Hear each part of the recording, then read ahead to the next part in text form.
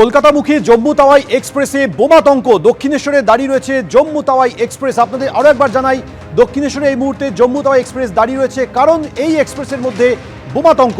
এ বিষয়ে বিস্তারিত জানাবে আমাদের প্রতিনিধি সমীরণ পাল। সমীরণ, জানাও। তোমাকে সর্বশেষ খবর বলি যে কলকাতা জম্মু তাওয়াই কলকাতা জম্মু তাওয়াই এক্সপ্রেস এবং সেই জম্মু তাওয়াই এক্সপ্রেস কিছুক্ষণ আগে দক্ষিণেশ্বর স্টেশন ছেড়েছে, চিতপুর রেল ইয়ার্ডের দিকে রওনা দিয়েছে। যেটা জানা যাচ্ছে যে বিকেল 4:30টার সময় S8 কোচের 64 নম্বর বার্থ থেকে একটি ব্যাগ থেকে, লাল রঙের ব্যাগ, সেখান থেকে বিপ বিপ শব্দ শুনতে পাওয়া যায় তার যাত্রীরা, এবং তারা আতঙ্কিত হয়ে পড়েন। খবর দেওয়া হয় বেলুর জিআরপি কে এবং আরপিএফ কে, এবং সঙ্গে সঙ্গে ট্রেনটি দক্ষিণেশ্বর ঢোকার পরপরই বিকেল 5টা নাগাদ ট্রেনটিকে দাঁড় করিয়ে দেওয়া হয়। খবর দেওয়া হয় বোম স্কোয়াডকে এবং স্লিপার ডগ বোম স্কোয়াড নিয়ে আসা হয়। তারা ওই S8 কোচে পুরো তল্লাশি চালায়। তল্লাশি চালিয়ে কিছুক্ষণ আগে ওই লাল রঙের সন্দেহজনক ব্যক্তি যাকে ঘিরে বোমাতঙ্ক, সেটিকে দক্ষিণেশ্বর স্টেশনে নামানো হয়েছে।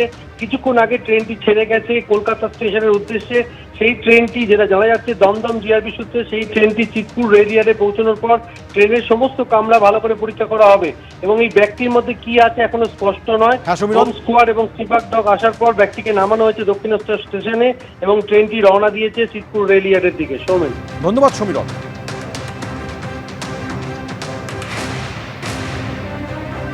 হ্যাঁ, আতঙ্ক অবশ্যই ছিল। আশেপাশে যতটা পারলাম সহযাত্রীগুলোকে সজাগ করলাম যে আপনারাও সরে যান। হ্যাঁ, আওয়াজ হচ্ছিল, আওয়াজটা কন্টিনিউয়াস, টিক টিক যেমন করে অ্যালার্মের সাউন্ড হয় ঠিক ওইভাবে আওয়াজ। হ্যাঁ, মানে টাইম বম্বের সাথে কিছুটা মিল রয়েছে, বাট আমরা এক্স্যাক্টলি বলতে পারি না। তখন 4:27। লাল রঙের ছিল ব্যাগটা। 15 বা 17 আমার বার্থের উপরে ছিল রাখা ব্যাগটা।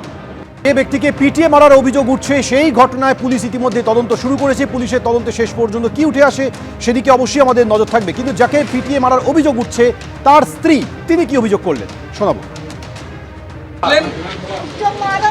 उसको शास्ति मिला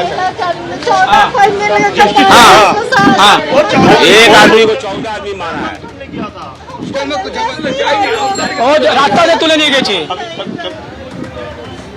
এদিকে যে দোকানে কাজ করতেন এরশাদ, সেই দোকানের মালিক তিনি বলছেন যে সকালে ফোন করেছিলেন এরশাদ, জানিয়েছিলেন তাকে মেসে মারধর করা হচ্ছে, 10,000 টাকা আনতে বলেছিলেন। এমনই দাবি করেছেন যে দোকানে এরশাদ কাজ করতেন সেই দোকানের মালিক। যে দোকানে ওই যুবক কাজ করতেন সেই দোকানের মালিকের সঙ্গে কথা বলে নেব। শেষ কখন ওর সাথে?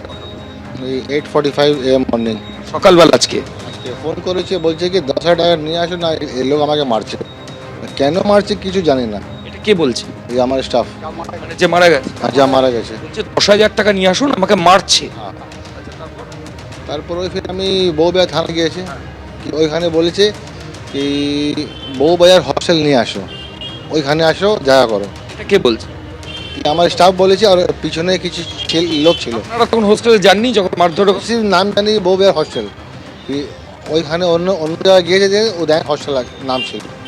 তো বউবাজার থানা থেকে আমাকে আরও একটা অফিসার সঙ্গে গিয়েছি আমি। ওইখানে গেল কি দেখা করা হয়েছে, তো ওখানে গেট খুলছে না, তো বলছে গিয়ে চুরি করেছে কিছু মোবাইল কালকে চুরি করেছে। তো ওই জন্য আজকে অ্যাজিউম করেছে কি আজকে এই ছেলে কালকে চুরি করেছে। গতকাল চুরি হয়েছিল মোবাইল। হ্যাঁ, তো আর আজকে অ্যাজিউম করেছে আজকে এই ছেলে চুরি করেছে, ওই জন্য মেরেছে। গেল কখন টিভি মেকানিক এরশাদ আজকে হোস্টেলে? কখন? আমার পাশে কাজ করে আসছে, রাস্তায় আসছে, ধরে নিয়েছে, রাস্তা থেকে ধরে হোস্টেলে হ্যাঁ ঢুকে নিয়েছে। আমার এত মারেছে কি দুটো পা ভেঙে গেছে, একটা হাতটা ভেঙে গেছে। ফির হসপিটাল ট্রিটমেন্ট করতে করতে দেখেন 2-3 ঘন্টা পরে মারা গেছে।